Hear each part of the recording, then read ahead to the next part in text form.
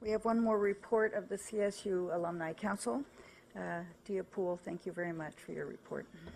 Thank you, Chair Eisen. I'm pleased to be with you today, all of you, to share an abridged version also of our updates from the Alumni Council. I first want to start with comments about Super Sunday. I was happy to join alumni and CSU leaders throughout the state in February, visiting churches and promoting the CSU during Super Sunday.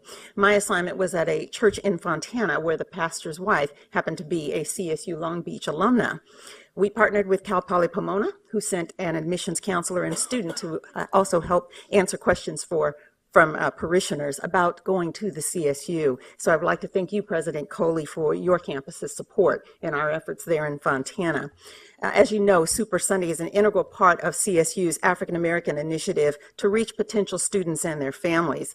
So I would personally like to thank everyone in the CSU family who participated in that effort. I believe we were able to make a difference in the families and the churches and communities that we visited, and I hope that we can keep our promises that we made that day to make the CSU accessible to their students if they prepare adequately to become students in the CSU. I hope we can keep those promises.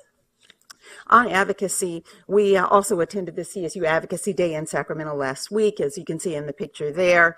Myself, along with Alumni Council President-elect Manolo Morales from Humboldt, the Chancellor White, Pam Langford from Cal State San Bernardino, all alums.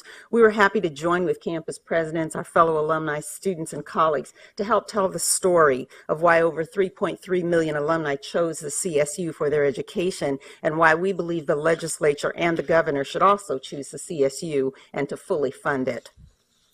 Finally, Friday and Saturday of this week of the Alumni Council is our annual meeting at CSU Bakersfield, and we're going to take that entire meeting to specifically focus on ways that alumni can support students in their efforts to become alumni and graduate from the CSU.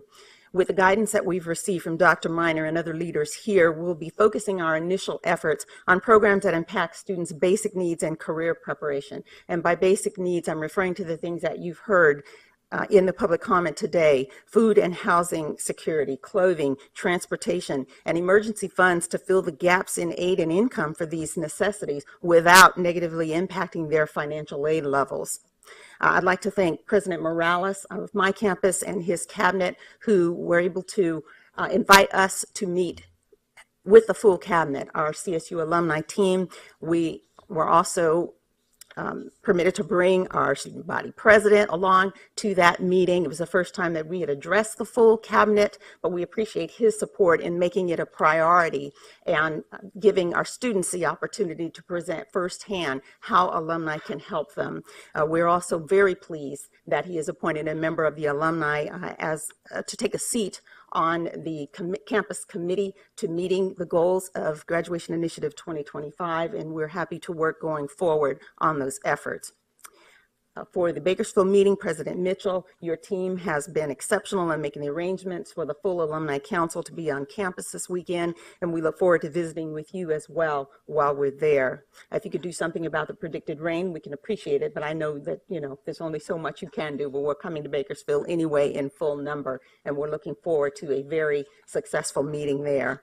I will share with all of you the results of our efforts at the Alumni Council meeting with the board when I report again in May. Thank you so much.